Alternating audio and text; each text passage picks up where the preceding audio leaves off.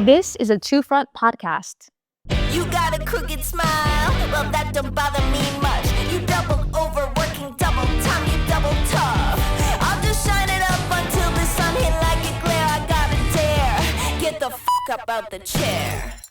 Happy Dentist Gang, we need to talk about something that's holding you hostage in the chair right now. Picture this. You're drowning in practice debt, your patients aren't accepting your treatment, and your fancy practice management software feels like it was built when dial-up internet was cool. Meanwhile, you're missing out on hundreds of patients that want to see you.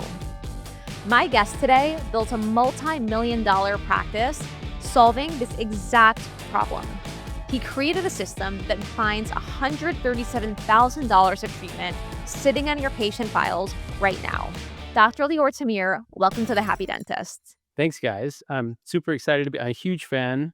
You guys, I've followed you guys. I took DSD. I've been a huge fan of Kyle's course and everything you guys do.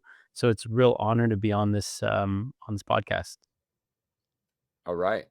Christian, tell me more about how you think we should do things that are non-dental. First, I want to say that as Lior was summarizing his career, did dentistry, went into marketing, first actually tech, then marketing, then management. It's basically the combination of success for a dentist, right?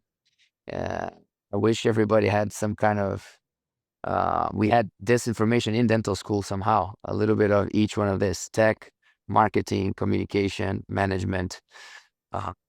So in fact, I think that somebody with that type of background is ready to succeed. It's completely ready to succeed. So the fact that he's succeeding enormously is not a surprise. If I wanted to have a practice and increase the chances of success, I would probably want to partner up with somebody like Lior. So Thank you. I think that we need to explore, and I know that it was by chance, kind of, it was hard this way, so let me go that way. It was hard there, let me go back, let me explore this. I see this opportunity, I'm going to open a company on this, going on this path. But at the end of the day, you united all the know-how that you need to be successful as a practice owner. And ending up with the obvious conclusion that we need to change completely the patient experience. And whatever makes us look less like a dentist is the best strategy. The least dental experience it looks like, the better, because of an obvious conclusion that everybody hates going to the dentist. That's what I tell people. If it's so obvious that people hate going to the dentist, make everything about your experience different than going to a dentist. It sounds pretty obvious, but you still go to dental practices and they still look like a dental practice. In the meantime, I'll jump in and say, Lior, that I was thinking really the same thing. enjoying the process. So what have you been doing in your business to change the patient experience? That's a great question. So I'll tell you, and I want to give a shout out to DSD because I started to do things instinctually, like the lighting, water, how it smells, things like that. And I started really taking my time to create experiences chairside, where I was really taking my time to explain treatment, the why behind treatment, things of the sort. But when I took your class, you kind of took all the things that I was doing and I just didn't know how to put it into words. And you almost gave me like a framework, and it's like, oh wow, this is where the magic happens. But I think that, as it pertains to my practice, we've really tried to reimagine every aspect of the practice. So it starts with the website, easy to schedule, digital forms that aren't like cumbersome, being greeted by name, just having appointments always start on time, being super transparent, not over treatment planning, being really clear on, risk, benefit, and alternatives. So really taking the time to do informed consent. Those are, it's really that simple. I think the bar is set so low because, again, so many dentists come out of school and they don't necessarily have business training. I mean, what we learn in dentistry in dental school is like, the basics, how to keep your patients alive in the chair, how to do some basic procedures. Then you come out and you're supposed to run like this full blown mini hospital, and kind of like you said, patients really don't like coming to the dentist, right? So it was always trying to take the biggest complaints that patients have and reverse engineering a solution for it. Um, but yeah, I mean, I think that there's really nothing you can't. Everything has to be looked at through the lens of the patient experience. Mm. And I think you mentioned the word that for me represents marketing of the future, and that's transparency. We've been working a lot with the meaning of this word as we develop our marketing strategies, our positioning, our branding, our communication strategies. Being transparent sounds obvious, but it's not that obvious. As you learn commercial strategies until yesterday, you're always trying to persuade. You're always trying to say what you want the other one to listen, right? You're always trying to say something to convince somebody about something. When marketing of the future is the marketing where you put yourself on the position of the other. You understand what is holding them back. You understand what they are not confident about. You understand what is bothering them. And in a very transparent way, you give them exactly what they want to know, right? So they can make a conscious decision about what is the best for them. So I love the It's fact really that you mentioned. understanding your avatar, understanding who is your customer, and I was talking to Ingrid about this, and being able to speak their language and being so specific that you say it in their language that they cannot not listen. And I think that's why it's important that you have, like, with the dental app, you have a dentist that is involved with the company. I mean, in this case, it's a founder. It was the same thing with Pearl. Was when we started Pearl, we still to this day have people that will buy Pearl instead of other people, simply because I was one of the founders and none of the other AI companies had a dentist as a founder. It's like, we know the pain points. And what's funny is Lior, because he had his tech background, he just started taking those pain points and just solving them instead of waiting for some other big company to do it. He was like, oh, I want these, automated treatment sequences. Okay, I'll just make that. I it's want great. Yeah. online scheduling. I'll just make that. The first thing that I went out and built was essentially, it's a really unique product feature, but in every practice management software, you have a patient chart. You're able to go in, click things on an odontogram, select things. But what it lacks is a workflow, right? And I wanted to have a workflow that is always consistent, so patients always get the same exact experience. But this came in and became super important when I started adding associates, because at that point, like, how do you ensure that whether a patient sees me or a patient sees one of the other doctors, they're always getting the same exact treatment plan? And how do you make sure that, newer doctors or doctors that don't necessarily have the exact same training aren't leaving major gap holes in looking at the overall health? Like, what does the bite look like? What does the TMJ look like? Do they have a cross bite? Is that a reason they're cracking teeth? And so when I started building the dental app, it wasn't from the position of, oh, I wanted to build a full blown practice management software. It became that because it just was this constant limitation. But my guided patient exam essentially takes you through hard tissue, soft tissue, TMJ, oral cancer screening, ortho screening, and just gives you an easy way to tell the story chairside, and then use some automation to set up the treatment plan in the way that it would be done ideally. I mean, you can edit everything, but it's a really cool feature that specifically became the storyline to how every patient experiences things in my office. Mm. Uh, te- Tell me more about your software company. If you can, sell me your software. So the dental app is full-blown practice management software. The biggest differentiator about us is that we've taken the most important tools you need to run your business, so business operations, and we've built it into the dental app. So we've taken a sales and marketing CRM and layered it on top of practice management software. There's no other practice management system that has that. I want to chime in on how this works, Lior, from someone that, I actually, even running a dental tech company for the past 6 years, didn't really fully understand the value of a CRM until recently. So for our dentist listeners, I just want to share my perspective of this, which is that, when I was a practicing orthodontist, I just expected patients to find us through our website, through Googling, through, Google Maps, through insurance, right? And then I realized then your patients, you're basically allowing whoever wants to come to your practice come to you, as opposed to having a system to bring in the kind of patient who you want to attract at your patients at your practice. And to do that, you have to have this sophisticated system called the CRM, Yeah, where it's patients customer can be. relationship management, by the way, because I didn't know what this was until we started Pearl and I learned this. So pretty much every sophisticated company out there that is running like sales or marketing, they run a CRM. That's how they keep track of things, right? So in traditional practice management softwares, you have nothing past the clinical side. I mean, you can run claims, things of the sort. But what we've learned in working with hundreds of offices is that the most sophisticated offices always have some sort of process where they're keeping track of patients that have outstanding treatment. And again, nobody really wants to come to the dentist. So you might have treatment outstanding. Sometimes it takes a little bit of following up. But historically, there's really not been a good way to keep track of those, right? You'd get some exported list from an analytics solution, plug that into an Excel spreadsheet. And I'm describing like what most of the sophisticated offices do. Then they'll use a third-party messaging system and message the patients, maybe send an email, do some phone calls, and they're manually tracking these changes or these follow-ups in an Excel spreadsheet. So one of the unique features in our CRM is a dashboard where you can search and filter and create lists for patients that have outstanding treatment and different parameters.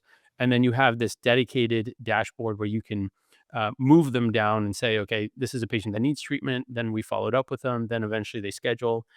So that's one side of it. The other side of it is like we typically want to activate patients or for big ticket items like an implant or maybe it's veneers or maybe it's orthodontics. Usually those treatments take multiple touch points to interact with a patient before before they come back in and say, okay, here I'm ready to plunk down whatever $5,000 and get started.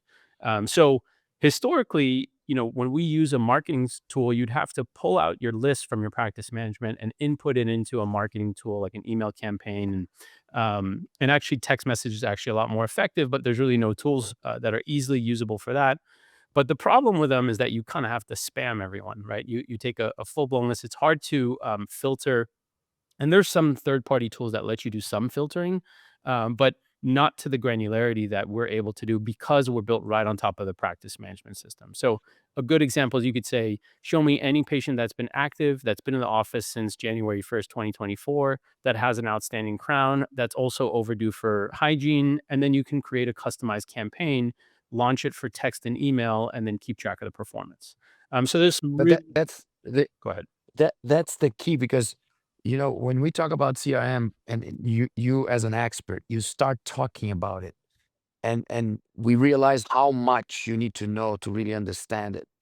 And we need, I think we can take advantage of this opportunity to break it down, to make people understand the basics of it, right? For me, the best way to put it is the ideal CRM is a business that is so small that the owner is the single employee of that company and remembers every customer by heart, has a relationship, is friends with, and understands exactly where they are Totally. in the journey, right? So I was a technician. I had 15 clients, and by heart, I had a relationship, and I knew the 2 or 3 doctors that were not my clients yet, that I was trying to convince them to become clients. I knew the ones that just sent me one case and were in doubt about sending the second case. I knew the ones that are already customers over and over again. I knew the ones that were old customers of mine and was kind of giving up and maybe quitting on me. Everything was here, and I could customize every interaction and try to move everybody in this pipeline step by step, from not being a client at all to understanding who I was, to doing a first case with me, doing it over and over again, and becoming a very, very good customer. Now, you multiply this instead of 15 clients to 5,000 clients, and you quickly realize that making notes on a piece of paper probably is not ideal. So then comes the CRM software solutions, and that's when you need to understand the best way to take advantage of it is to know exactly what you want to extract from them, right? And how do you classify each human being that interacts with your business in this timeline, and trying to understand how to feed them properly through this timeline to try to move them forward. Would you agree with that? 1,000%. I mean, you couldn't have said it better, and you're so good at articulating things. I think the really paying attention to the detail, that's where the magic happens. There's this really great book called Unreasonable Hospitality, which was written by the guy who started 11 Madison Park, which is a 3 Michelin star restaurant, I think #1 restaurant in the world. And the whole premise of the book is like going out of your way to do these amazing gestures, small, minute details. Like he tells the story of how one day in his restaurant, there are these people that had come to New York just to eat, and they were talking about how they didn't get a chance to eat a hot dog. And he's got this like super fancy 3 Michelin star restaurant, and he overheard it. He went down the street, bought a hot dog off a stand, came back, and then, plated it and made it all fancy. And it was just such an incredible experience. Now, look, obviously, we're not going to be buying hot dogs and stuff like that in the dental office, but there's a lot of small details that you can pick up on, and you can do that with the data sets that you have in your practice management system. Like a perfect example is, something as simple as a post-op, right? If you have an extraction and you want to just add that personalized touch, you can set up an automated, message to go out 2 hours after with, listing your text, your cell phone number, and it just becomes so personalized. And that's really where magic happens in a dental office. At the end of the day, we are in a services business, and the dentists that understand that, they're the ones that really succeed. Uh, I would argue that a CRM is your most powerful relationship building tool. I'll give you a quick example. My orthodontist used a great CRM. I don't know what it was, right? But what he did is, I didn't know he had a CRM. I was in the 7th grade, but he knew about my soccer games. He knew that I was taking this test that I was studying for. And the fact that he brought that up the next visit, I just fell in love with this person because this person made me feel special. And that's when I realized I want to be the person who makes other people smile and feel special. So you can literally change people's lives by having this great CRM. And Lior, I just want to share also another perspective for dentists on the power and the importance of the CRM, because everyone should sign up for the dental app. Is dentists need a system for patients who are not in treatment yet, and a system for patients in treatment. And the exactly. system for the patients in treatment is a traditional practice management software. But what is that system for patients not in treatment? And what you've done with the dental app is actually connect them so they talk to each other, which is so powerful. It's a great point. I'll tell you. Sorry, I'm going to say one quick thing. Like my biggest mission is to make it easy for dentists to run more sophisticated offices and create better experiences, right? So it's not that we've just kind of mashed up all this software in one. We've tried to make it so that you don't need third-party tools to achieve this, right? You're out of the box. The barrier to entry is gone now, right? It's a super easy system to use. It's very user friendly. It's got all the bells and whistles that, we can list off all these functionalities, connection to your phones, text messaging, all that stuff. But the fact that you have the CRM plugged in, so from day one, you're able to log in and filter your patients. You're able to see, who do I have that is outstanding treatment, and then start building those relationships again, reactivating them, or keep track of those things out of the box. It just doesn't exist. And that was my mission going into. I said, all right, I was able to take my practice, scale it. It does really well. Um, you know, it's been a game changer for the trajectory of where I wanted to take my life. How do I help other dentists do that? The truth is, it's part know-how, part tools, right? And the biggest challenge, like, we can joke about how, for this podcast, I got a camera and all that stuff. You need the right tools to look professional. It's the same thing in your dental office. If you don't have the right tools to build these relationships, you're never going to be able to achieve it. It doesn't matter what you know in theory. So to make it so easy and accessible and simple is my goal. And that's what I set out to do. You know that sinking feeling when the same patient keeps coming back for crown after crown? Yeah, we've all been there. Here's the thing. What if we could actually prevent all that mess with a simple bite correction? That's where we come in at Two Front. We handle the whole Invisalign process for you. I'm talking zero ClinChecks, zero lab bills, barely any chair time. Oh, and we take on the liability too. Your patient gets a healthy bite that'll save them thousands down the road. You get to be the hero who prevented years of dental drama. It's honestly a no brainer. Check out Two Front and start helping your patients dodge a lifetime of dental work today. I want to say two things. One thing is how you talk about how fragmented the traditional dental tech is. And I know, when we were going to market with Pearl, that was such a hard thing was you go to offices and they say, well, I do my practice management system here. I have a different app that does my messaging. I have a different program that does my imaging software. Oh, my CBCT, that's over there. That doesn't integrate with any of these. Then I have my phones that just integrates with this, but not with this. That like, and I know this, as a practice owner, how annoying this is. It's like you want as little windows up as possible. Because we had people at the beginning before we were fully integrated with a lot of practice management systems that would say, we're not going to buy your product because it's another window. And we're like, but we bring so much value. Like, look at all this stuff we're doing. And they're like, yeah, but it's another window. Like, we already have so many windows up. And that, I think, was that's a problem. That's a problem that the dental world has. And I know, Ingrid, that's a pain point for you and your business. The other thing I wanted to say was something that I didn't realize until I really got into tech and businesses outside of treating patients. And you heard Lior say it, that many patients will need multiple touch points before they move forward. This was something I didn't realize. I was like, if someone's seen my text or my call or my marketing or something and they don't do it, they're not going to do it. And I saw this with my online education business where, I teach dentists about mastering their mental and relational health. Is I will have people that will watch the same webinar come to, comment on things for 2 years and then they buy.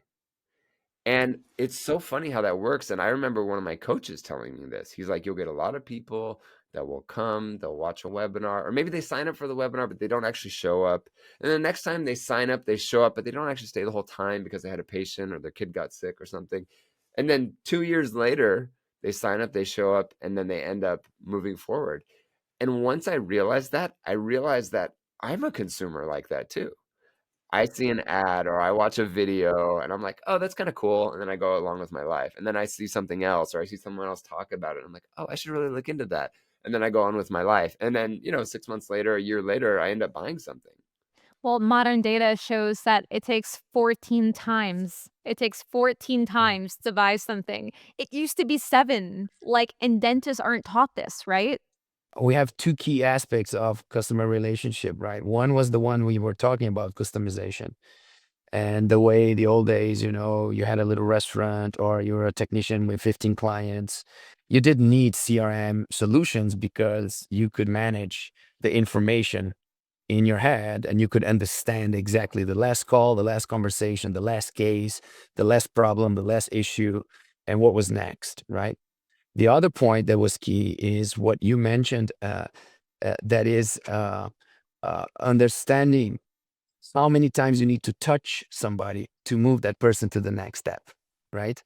And that's something that we did by heart as well. Oh my God, that dentist, I met that dentist 5 times. And I'm using my example as a technician at the beginning, right? Oh, I met that dentist 3 times. I called that dentist twice already. I met them again. I'm going to give one more call. And then you got the first case, right? So it used to be 4, 7 times you guys were mentioning. Now you need average 14 touch points, 14 exposures, right? And that's why you have call centers. People are calling 20 times the dentist to try to sell the implant or to try to convince the dentist to change to a different brand, right? Or to know exactly what you need to do with your possible clients, for the ones that you only called 3 times, for the ones that you already called 15 times, for the ones that already said no, for the ones that are in doubt, for the ones that said yes.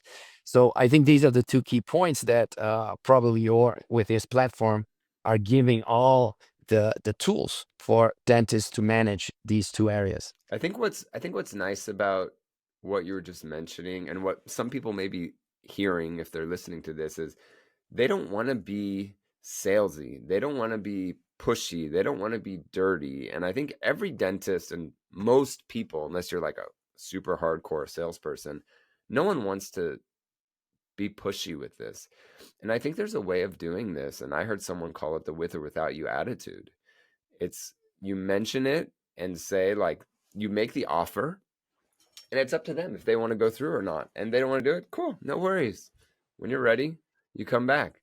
Kyle, I'll counter that with, I think that you need the with or without you attitude with the CRM. No, for sure. That's what I'm saying. That's what I'm saying is every time you make the offer, nothing, it doesn't have to be dirty. It doesn't have to be forceful. It doesn't have to even be salesy. It just has to be making the offer and reminding them that you're there. And when they're ready, they can move forward.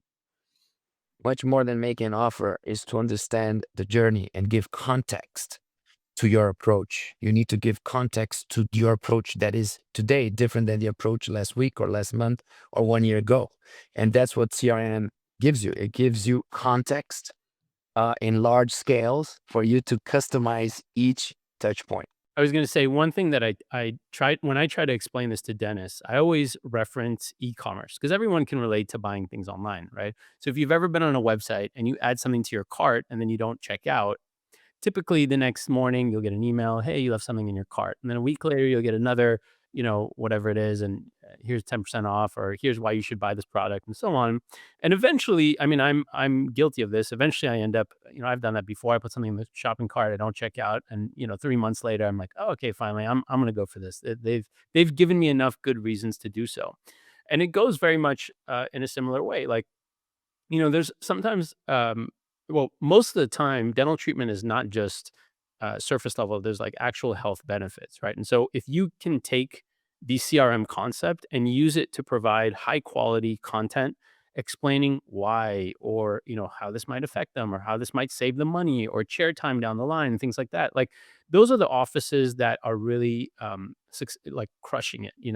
And you have to understand, I think dentists don't necessarily always understand. They think most of their business comes from new patients, but it's not. It's like you have new patients, you have patients that are existing that maybe broke a tooth or something like that. But then you have this opportunity to kind of not, I think if you think about it less as a, I'm trying to sell or market to you, but continue the conversation around why certain things are important for them to complete. um, you need a tool like a CRM to do so, but that's a huge missed opportunity for so many of these offices that they're just sitting on patients that, for whatever reason, they didn't do the treatment, but there's been really no great way to activate them and continue those touch points in a non all purely salesy way. I'm so glad you said that about everyone thinks the answer to their problems is more new patients. And I see this from the mental health side is you have a lot of dentists that accept any patient that comes in, whether they're an asshole, whether they say inappropriate things to their team members, whether they're late all the time, whether they complain about paying. And it's so true that yes, of course, you need some new patients, right? Because you're going to have some churn with your existing patients. They move away, they get bored, or I don't know, people are going to leave, right? But I see so many people getting in trouble this way because they just take every person that walks through the door because every practice management guru has told them the answer to your problems is more new patients. Yeah, and I'll give it, it's not just dentists. I'll give an example from the dental tech world. Actually, I'm not going to name what the company is because most people probably know who they are, but they're known in the industry for focusing entirely on trying to bring in new dentists, but they have a 60% churn rate, which means that 60% of dentists leave within 30 days. And so, it's a perfect example of you got to keep your customers happy, or else you're constantly focusing on new marketing, which is the most expensive effort. If you make your patients happy, it's the cheapest marketing because they'll refer. I know that I referred like 200 friends to like one of my, like a dentist when I was living in LA. Lior, I wanted to bring up another thing that I think might help for dentists who are listening to this, who maybe all these examples of a CRM like hasn't clicked yet as to why it's so important. So something I learned recently is just the difference between marketing and sales. And it sounds so basic. It sounds so fundamental. Like I thought I knew the difference between marketing and sales, right?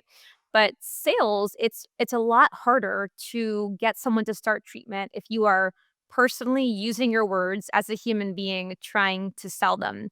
The power of marketing and what we're talking about here with these 14 touch points isn't that you're telling the patient that they need treatment 14 times.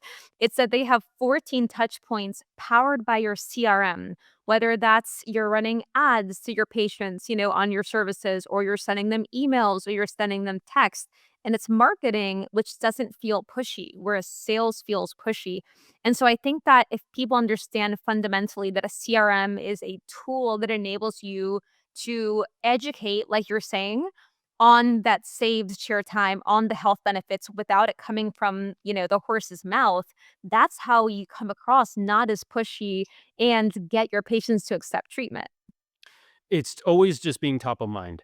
I think you're hitting on something that's really important, and it goes back to all the fundamentals that we've talked about, right? Like to run a dental practice successfully, you have to be a savvy business operator, right? It is a business at the end of the day. You could be the best dentist, but if you have no idea what you're doing from a business administration perspective, you're going to fail miserably. Like you might be doing, very little dental work, which is what you want to do eventually, right? I mean, that's the reason we became clinicians. We want to help people out, at least many dentists. But then that ties into brand ties into patient experience, and that starts on your website, and then how people greet you, and then how they experience your consultation, and then how you follow up with them, and how you tell your story and why it's important and explain, right? So all of those things are so critical in essentially creating that funnel, right? Because really that's what it is. It's a funnel. You have patients that come in, some do treatment immediately. You have patients that have existing broke teeth. You have some patients that come in, they need treatment, they don't do it. um, and then how do you continuously just re-engage them, get them activated, get them excited about the importance of dental treatment?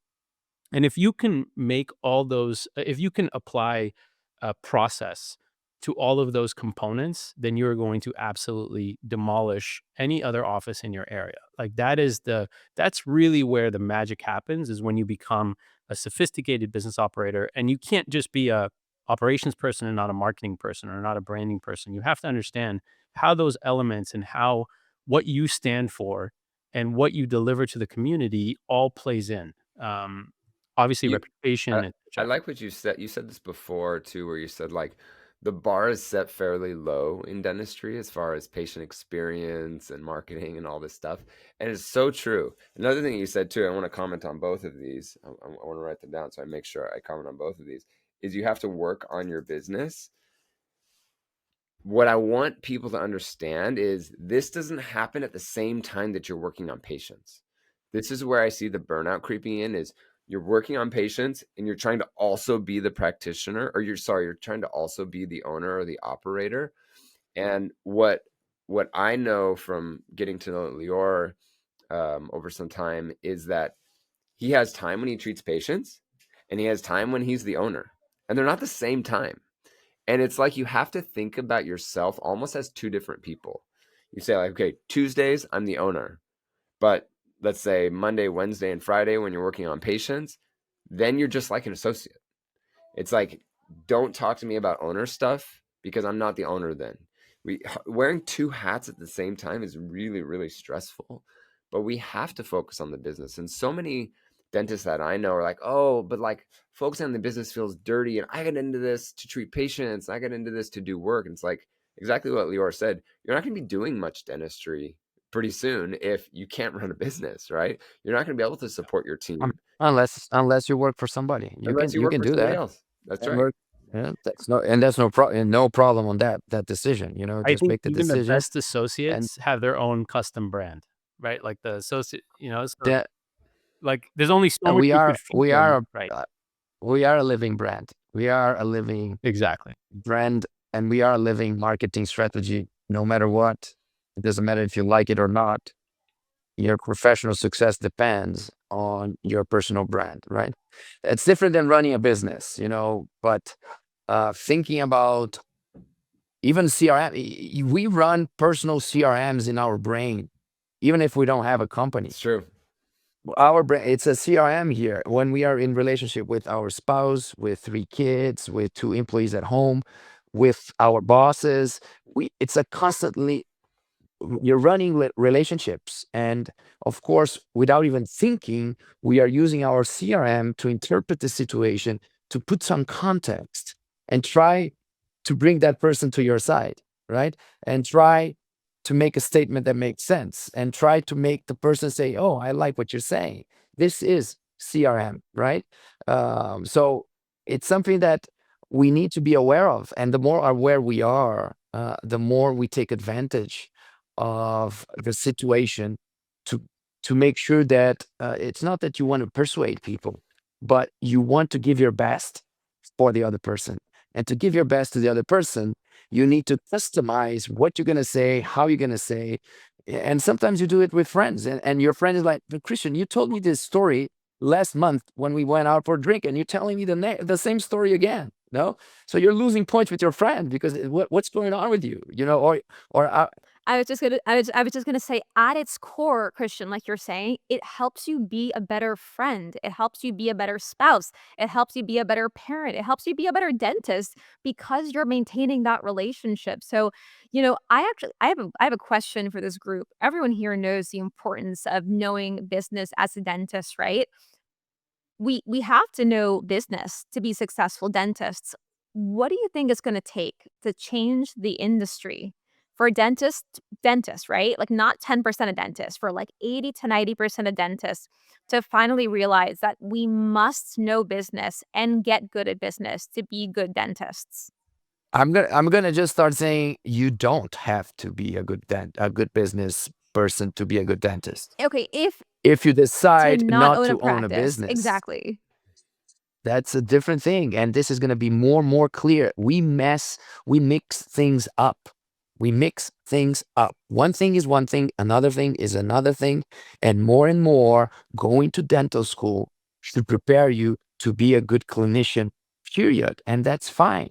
If you want to run a practice, more and more, you're going to have to professionalize yourself, because there's no room for amateur practice managers anymore. So you need to make that decision. And if you make the decision that I only want to be a clinician, you have to focus on what makes you a good clinician. Now, I think that your question is probably, if I want to be a great clinician that owns my own practice, then I think that we need to understand, what does that So mean? I have something to add to what Christian said. And I feel like the biggest gap is education, right? Because so I came out of dental school, 16 years ago, didn't know as much as I wanted to know clinically. And I was able to take really high quality continuing education courses on how to place implants, how to do veneers, occlusion, orthodontics, blah, blah, you name it, there's a course for it. And there's actually There's multiple courses hundreds of that you courses can, for yeah. for each one. If you want to be a better business operator, there is, there's like sales boot camp, right? And they literally shove this thing down your throat. This is what you need to say on the phone, and aggressively call them. And like, it's really just aggressive sales tactics. And then there's just this massive gap. Like, how do you run a data-driven practice? How do you keep track?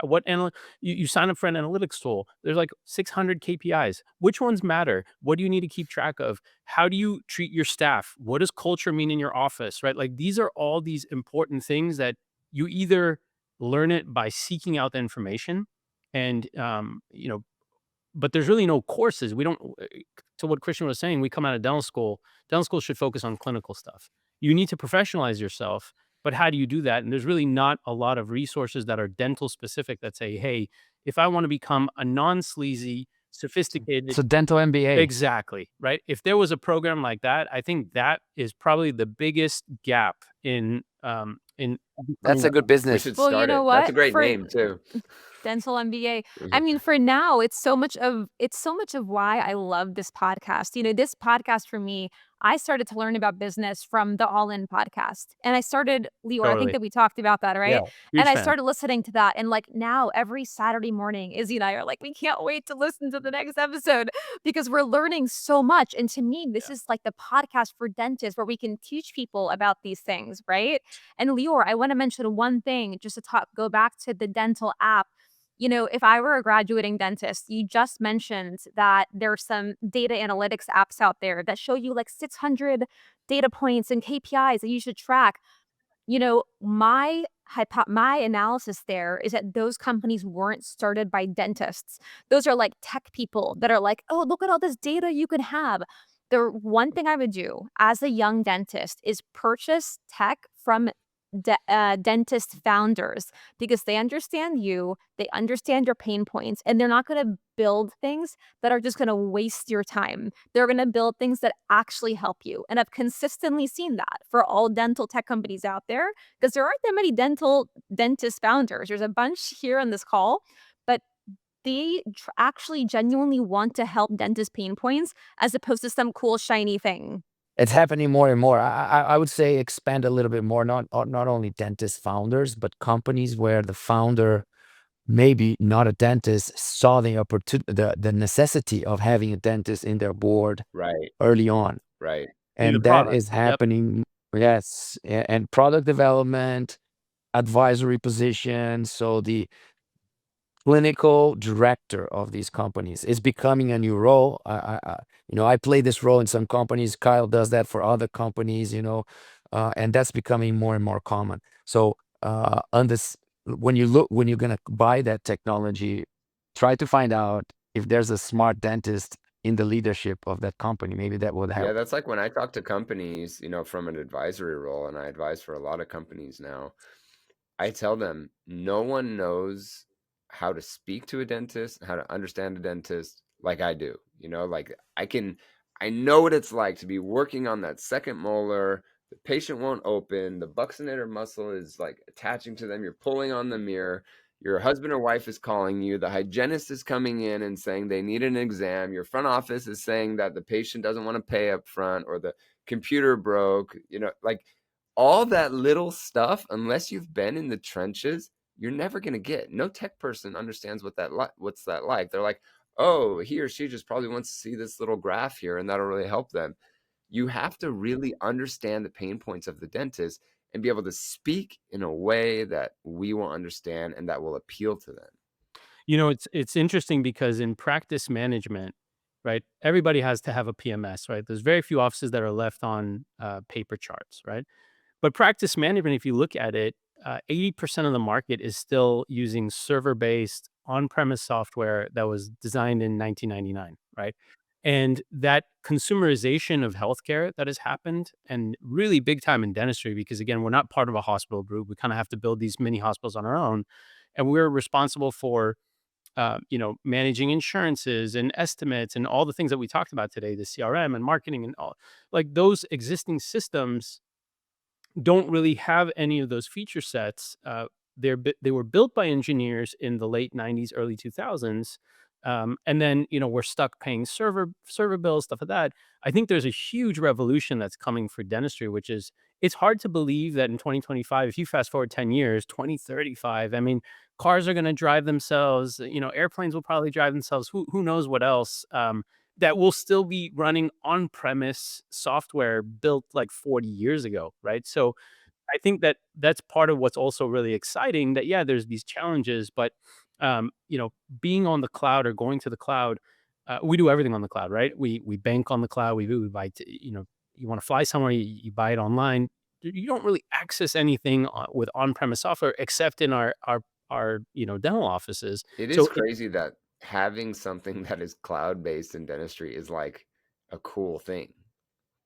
Like, so silly, right?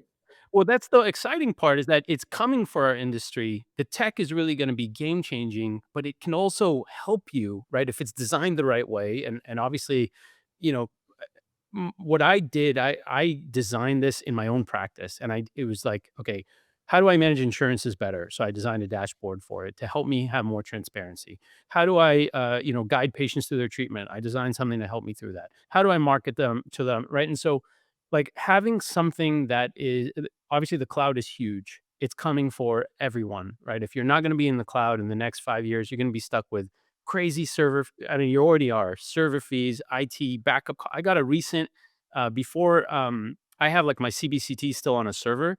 and I got a quote to back up my server, like $9,000 for the year. I'm like, $9,000 to back up my server is just mind blowing, like just, oh, and believe me, that's nothing. I've heard of way worse estimates and doctors getting estimates to replace their servers, $25,000, things like that. So it's not just the money saving though. It's when you take all these really awesome UI UX products that that are designed from the perspective of running a dental practice with someone who has that know-how, there's really magic that can happen. Not to mention access to all the new AI tools that keep coming up.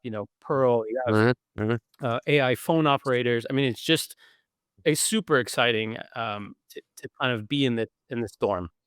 But the cool thing is exactly that. The cool thing is that it's very exciting to be living this moment in dentistry because dentistry finally became interesting enough for the smartest people in the world to start trying to develop solutions for dentistry. Facts. Well, I think they Finally, right? realize that they can make money. They're like, "Oh, Yeah, I no, didn't even no, know no, for dentistry. Oh, sure. there's all this money in Interest when dentistry? Oh I my god." mention interesting, Yeah, I mention money, yeah. right?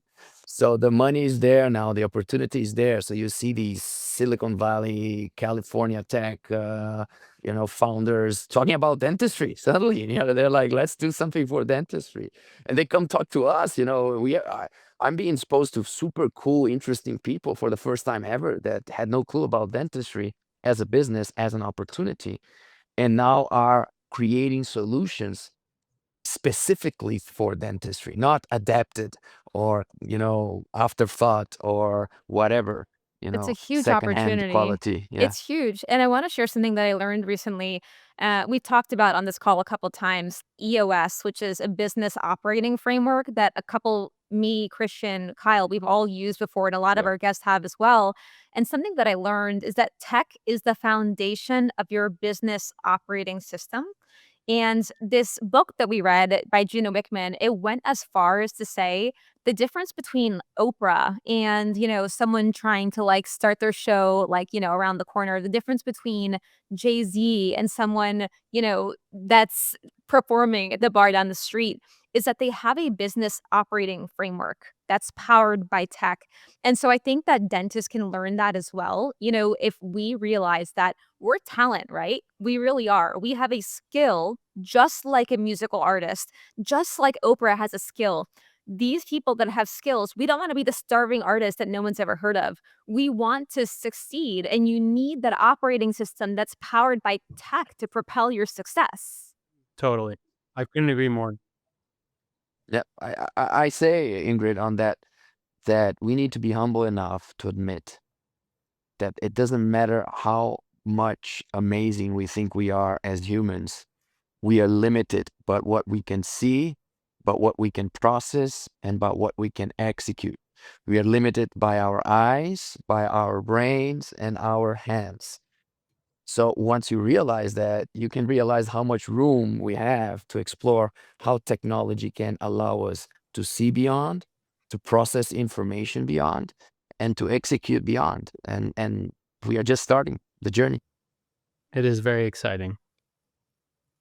It's super exciting, and I wanna share a quick story for anyone who still hasn't, like, really internalized the importance of a CRM, which is that when I first started practicing as an orthodontist, I started my journey when I was 8 when I decided to become an orthodontist, and I remember sitting in the chair and trying to convince my patient to start treatment, and when my patient said, "Let me think about it," I took it so personally. I thought there was something wrong with me. Why don't you trust me? I've got great skills. I genuinely want to help you. And it hurt me so much.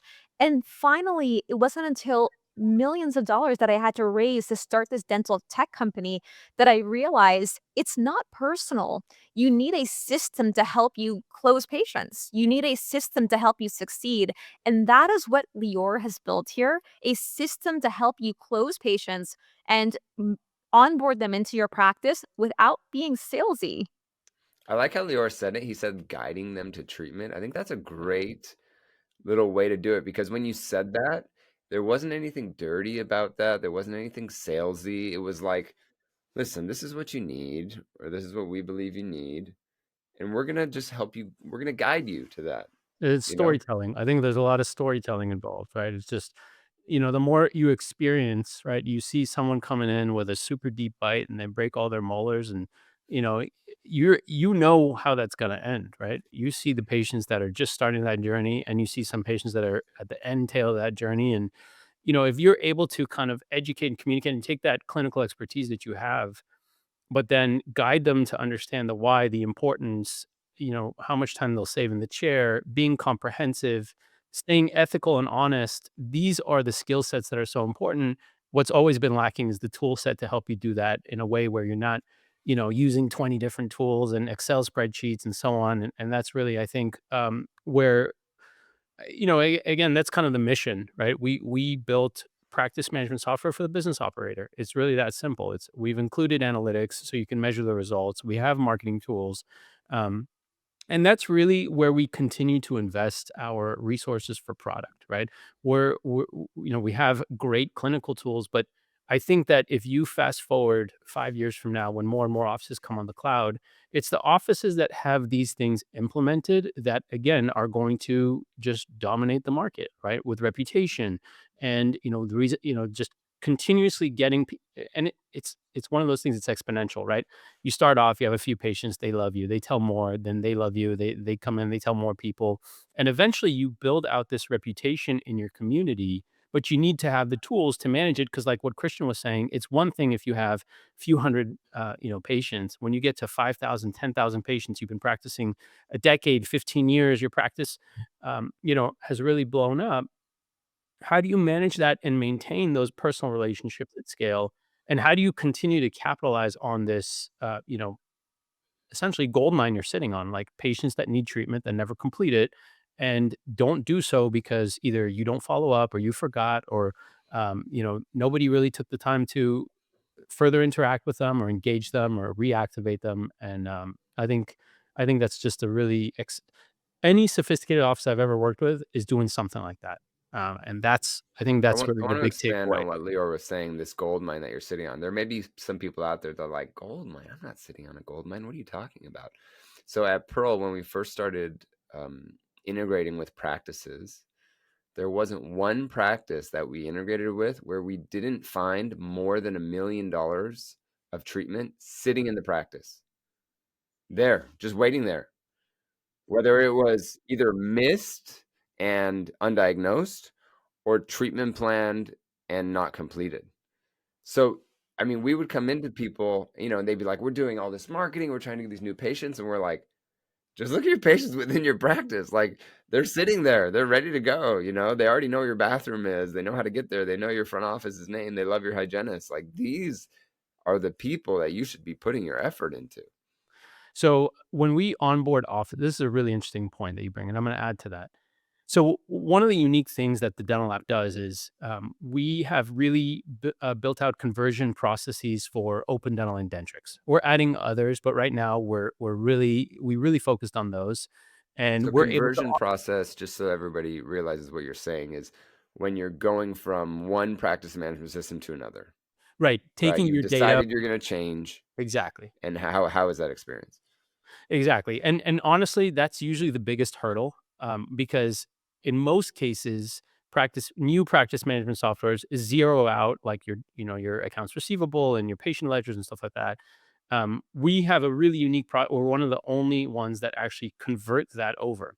But that's not what I was trying to talk about. When we convert these offices and we've taken their data from their current practice management system, we put it into ours, and then you open up the CRM, we have a tab that says outstanding treatment, and it's all of your patients that have treatment that was never completed, that was added to their treatment plan, and it's right there at the touch of your fingertip. On average, it's $137,000 that we find for an office, right? Of patients that have been in, and obviously you can filter, some have left the area, some, whatever happened, you can archive those, but there's usually tens, if not hundreds of thousands of dollars of outstanding treatment that all you gotta do is follow up. I mean, when a patient has a cavity or a patient, needs something else, they at the end of the day, they wanna do it. They may be afraid of doing it, or for whatever reason, they didn't do it at the time. They didn't have the money. They were traveling, whatever. Well, I But know just when we integrated yeah, Pearl into my practice, we were the first ones in the world to have it, of course. But we saw patients who we were like, oh crap, yeah, what happened to them? And it was like, oh, for some reason, our automatic texting stopped going to them, or they changed their number that we found out, or their email went different because they got a different job, or like these little things. And then we just stopped keeping in touch with them, and then they stopped coming in because life got in the way, right? And it's so funny how once you have that list of patients where you can say, wow, all these people have treatment plan stuff. And some of those people, you'll look at them and be like, oh, they do whatever we say they do, whatever we recommend. Like, they're great patients, but they got off of the radar. It's totally that. I'll go as Um, far as to say this is something that we deal with at Two Front, that I think that dentists focusing on new patients is one of the biggest mistakes that you can make. One of the questions that we get is, do you bring in Invisalign patients? And there's this misconception that an Invisalign patient is someone who is seeking Invisalign treatment. When in reality, 90% of your patients can benefit from straight teeth and a healthy bite. You can actually help them prevent dental work by getting straight teeth and a healthy bite. So, Lior, I just understand the power of someone just simply marking malocclusion on every patient and starting to recognize that, hey, 90% of my patients can actually prevent dental work, which is what my patients want in the first place, if I Totally. just have the right systems in place to mark this so that I can market to them appropriately and educate them on the benefits. I don't think you can afford not to have systems like this in 2025, in 2026, in 2030. Like, you cannot be successful in our industry without business operations. We talked about this a lot. You could be a great clinician, and if that's all you want to be, then there's a path for you. Um, if you want to be a great uh, practice owner and you want to thrive and you want to get out of the chair, you want to be able to do other things and spend time with your family and so on, you need to have a grasp of how the business operates. And without understanding the critical part that these efforts play, you will never achieve that. I think that is a North Star and a truth, and something that I've literally dedicated my career to helping other dentists understand and implement.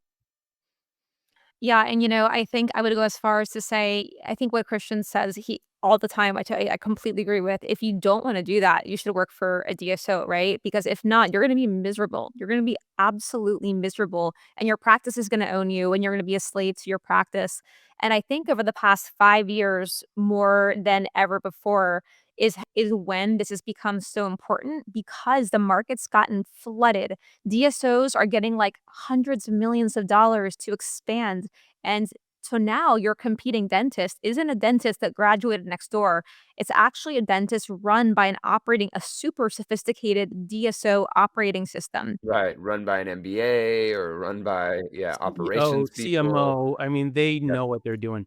And speaking of which, it's really funny. I talked to a lot of DSOs.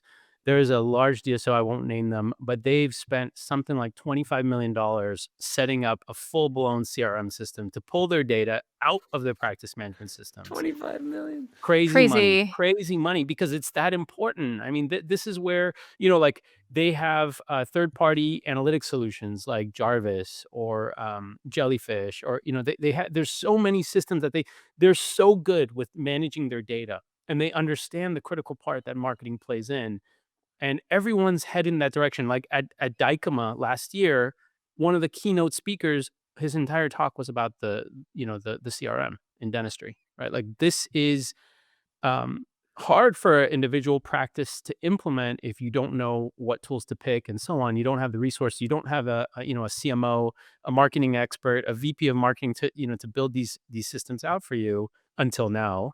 But yeah, it's just critical. Like, you cannot operate a business without these tools. And I think there's no 100%. there's no better person to talk about that than someone who took a shell leasehold practice and within a few years went to 5 million with 5 other practitioners and happy patients and great experiences. I mean, Thank you're you. the unicorn, Lior, but I I don't know think about that. there well, it's like you're a unicorn to everybody else, but what you're coming out saying is everyone can do it. You just need Yeah. the right Not tools, the that right hard, mindset, the right? right education. That's right. Yeah. And you'll be in a good place if you start by getting a tool that's built by a dentist that's solved their own pain points. I think business as a concept can feel really overwhelming. I know it did for me. And I think just one thing I'll end by sharing is that things really started to clear up when I started to think of business as two parts: what happens before patients pay for treatment and what happens after patients pay for treatment. And we all Interesting. focus on what happens after, and we focus on the PMS as our system, and we focus on taking CE to get better at our quality. But what you have done is helped give dentists a system to focus on what happens before you take patients money, which is this CRM system, and connected it to the second half of business. And so I hope that's kind of like a framework that for some listeners will help, because it helped me, kind of realize what business is and where the service is and where everything else fits in. And so I'm super thankful to have you on the show, because I've never heard of another dental CRM. So for anyone that's looking to systematize their practice, not feel like they manically have to be spending on ads to bring in new patients to just survive and pay their overhead, sign up for this dental CRM, Thanks, because guys. it'll help you get a hold of your practice. And it's really step one. I also want to say thank you. I just want to say thank you. I want you guys to know that you guys have been my dental heroes throughout my career. I've followed you guys. I've taken your courses, and for me, it's like super humbling to be on this podcast, be able to share my story, and just talk about some of the cool things I'm up to. So I really do want to thank you guys for having me on. Super cool. Where can people find you? TheDentalApp.com. It's simple. You said thedentalapp.com? Yeah. That's epic. Yeah. Thanks for coming It was a on. good URL. Thank you guys.